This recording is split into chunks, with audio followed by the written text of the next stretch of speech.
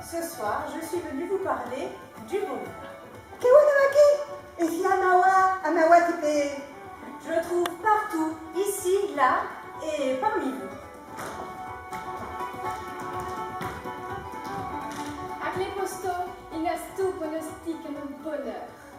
Cette petite lumière que je vois briller sur la colline, c'est ça le bonheur. Kutakata, kutikata, kutapaka, bonheur. En République populaire de Chine, le bonheur est une notion dialectique. Kutakata, tukatapa, donc bonheur. Le petit livre rouge a défini clairement ce qu'était le bonheur.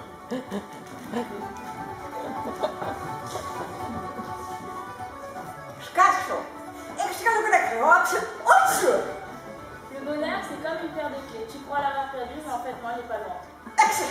À part si on te les a volées. Oh, Mamazori, bonheur, et la snavache, fez amate, et omalia, et les filles, et c'est les palachas, et les abachés, mamate, Jonathan. Je vais vous dire, moi, ce que c'est le bonheur. Ah, le bonheur, selon Brigitte Fontaine.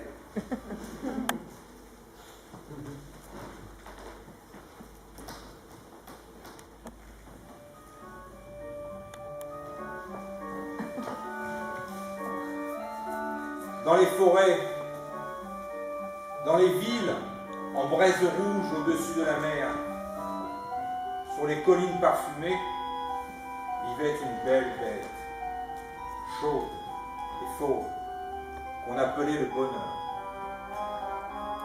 Partout elle bondissait, elle riait dans la nuit, partout elle dansait avec le feu et chantait avec les loups. Cela se passait dans aucun temps particulier, car le temps, voyez-vous, est une chose mystérieuse. Cette bête mangeait tout ce que les gens lui donnaient. Elle se laissait traire par eux. Elle les pénétrait de son rameau doré et elle faisait de la musique avec leurs veines et leurs cheveux. Pourtant, il y en eut quelques-uns qui la détestèrent, parce qu'elle les empêchait de régner, et que, étant libre et gratuite, elle cassait le marché. Alors, un jour, ils vinrent avec des armes, ils la capturèrent et l'enfermèrent très loin dans une cage.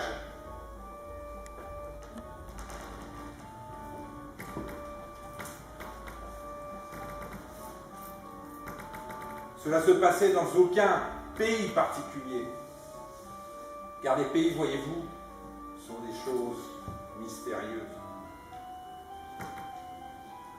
Pour que les gens ne se révoltent pas, ils firent d'innombrables copies de la bête.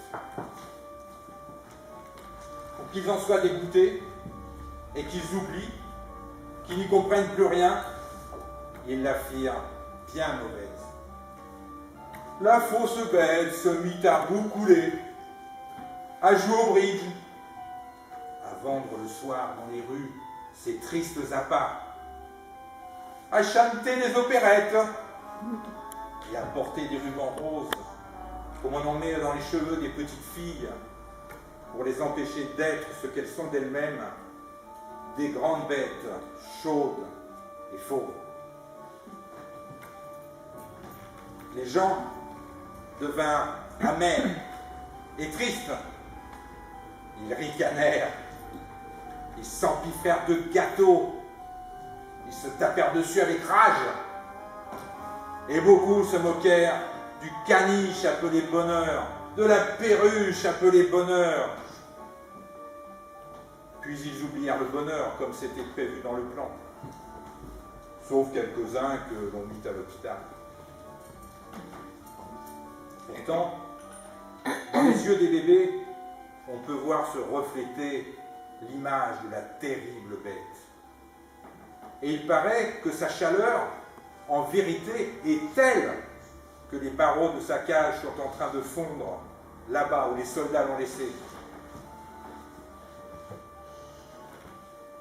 J'ai rencontré une vieille dame, qui n'espérait plus la voir passer de son vivant. Mais, me dit-elle, je sais qu'elle existe, et c'est là l'essentiel. Comme elle allait bientôt mourir, elle ne pouvait pas mentir.